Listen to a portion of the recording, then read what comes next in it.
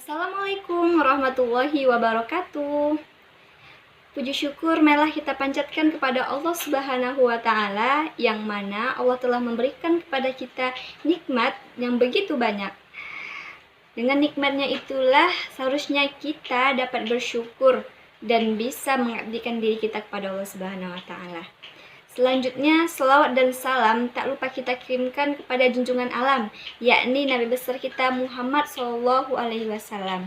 Untuk beliau, Allahumma sholli ala Sayyidina Muhammad wa ala ali Sayyidina Muhammad.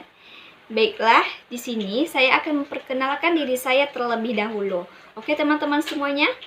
Perkenalkan, nama saya Nadiatul Khairiyah dari Fakultas Tarbiyah dan Keguruan, Prodi Pendidikan Agama Islam. Saya mengambil konsentrasi fikih. Nah, di sini saya akan membuat sebuah video pembelajaran sebagai tugas akhir dari mata kuliah media pembelajaran. Dan di sini saya akan membahas tentang bagaimana masuknya Islam ke Indonesia. Assalamualaikum teman-teman dan adik-adik kakak semuanya. Bagaimana kabar kalian hari ini? Kakak berharap kabar kalian sehat-sehat saja ya.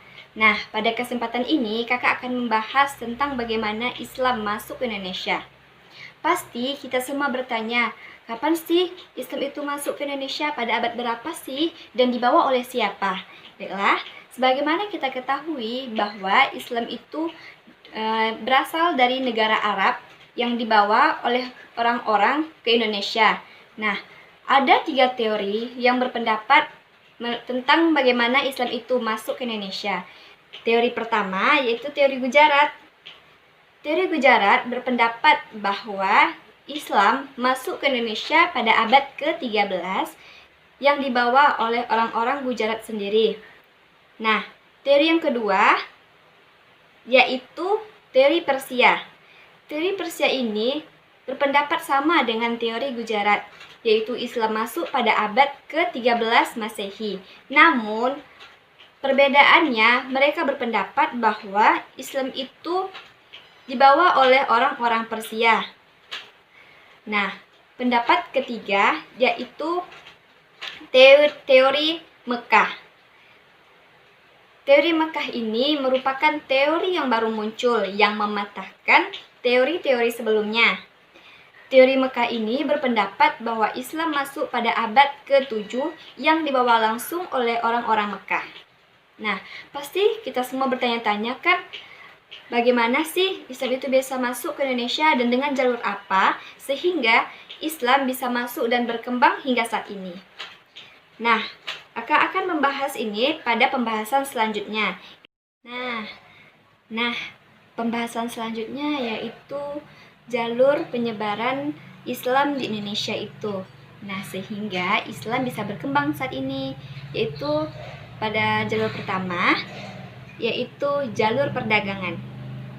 Nah, jalur perdagangan ini faktornya yaitu para pedagang muslim banyak memanfaatkan jalur perdagangan ini sebagai ladang dakwah ataupun media dakwah bagi mereka untuk menyebarkan ajaran Islam, sehingga penduduk Indonesia banyak yang tertarik dan mengikuti ajaran Islam.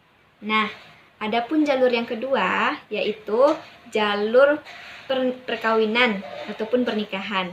Nah, jalur perkawinan ini faktornya ialah para pedagang muslim yang berdagang itu banyak yang menetap di Indonesia. Nah, sehingga mereka banyak menikah pada masyarakat lokal Indonesia. Nah, karena pernikahan itu banyak para orang Indonesia yang memeluk ajaran Islam. Nah, salah satu alasannya juga karena masuk Islam itu tidak memerlukan ritual ataupun upacara khusus. Mereka hanya menggunakan ataupun mengucapkan kalimat syahadat, sehingga membuat orang Indonesia itu tertarik untuk masuk Islam. Nah, yang ketiga yaitu jalur pendidikan. Nah, para ulama yang datang ke Indonesia itu mereka banyak mendirikan lembaga-lembaga pendidikan berupa pesantren. Nah, dari pesantren itulah banyak masyarakat Indonesia yang belajar dan menuntut ilmu agama Islam. Nah, lalu yaitu jalur tasawuf, jalur yang keempat. Nah, jalur tasawuf ini faktornya ialah karena sifat khas dari tasawuf itu yaitu akomodatif terhadap budaya lokal sehingga menyebabkan banyak masyarakat yang tertarik dan menerima baik ajaran tersebut.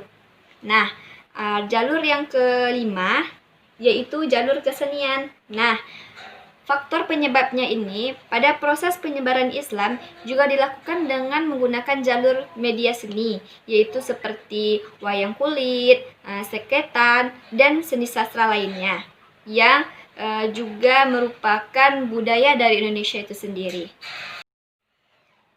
Nah, pembahasan selanjutnya yaitu kerajaan apa saja sih yang lebih awal memeluk ajaran Islam di Indonesia itu.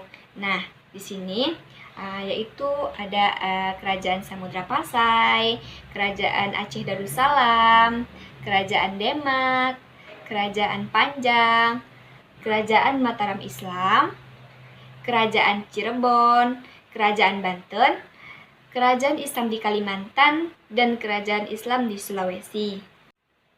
Nah, pasti kita juga bertanya kan, siapa saja sih ulama yang sudah berpengaruh atau yang sudah menyebarkan ajaran Islam di Indonesia ini? Nah, kakak akan menyebutkan siapa saja sih ulama itu.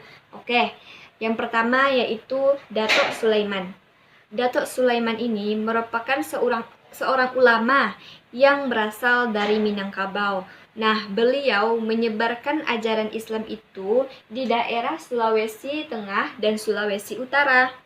Nah, yang kedua yaitu Datuk Ribandang. Nah, Datuk Ribandang ini merupakan seorang ulama yang juga berasal dari Minangkabau. Nah, beliau menyebarkan ajaran Islam itu di Kerajaan Gorontalo dan Makassar. Lalu ada namanya Tuan Tanggang Ripangan. Nah, Tuan Tanggang Ripangan ini merupakan ulama yang berdakwah dan menyebarkan Islam di daerah Kalimantan Timur. Nah, selanjutnya yaitu merupakan Penghulu Demak. Nah, Penghulu Demak ini merupakan ulama yang berdakwah dan menyebarkan ajaran Islam itu di daerah Banjarmasin dan Kalimantan Selatan. Nah, bagaimana Islam itu masuk di Indonesia sudah kakak jelaskan. Mungkin sampai di sini pembahasan yang dapat kakak sampaikan. Semoga apa yang kakak sampaikan dapat bermanfaat bagi teman-teman dan adik-adik semua. Assalamualaikum warahmatullahi wabarakatuh.